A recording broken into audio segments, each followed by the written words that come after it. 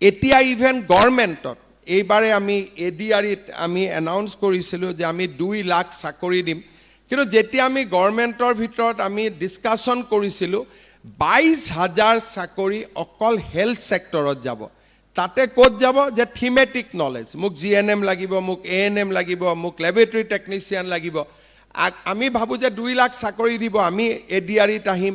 নহয়, গভৰ্ণমেণ্টখনকো কি লাগে যে আমাকো হস্পিটাল চলাবলৈ থিমেটিক নলেজ থকা ষ্টুডেণ্ট লাগে। এতিয়া যেতিয়া আমি 2 লাখ ক'ত ক'ত চাকৰি দিম আমি হিচাপ কৰিছিলোঁ, তেতিয়া আমি দেখিছিলোঁ আটাইতকৈ বেছি আমাক টিচাৰ লাগিব নাম্বাৰ 1, নাম্বাৰ 2 আমাক হেল্থৰ লগত ৰিলেটেড ছাবজেক্ট জনা আমাক ষ্টুডেণ্ট লাগিব।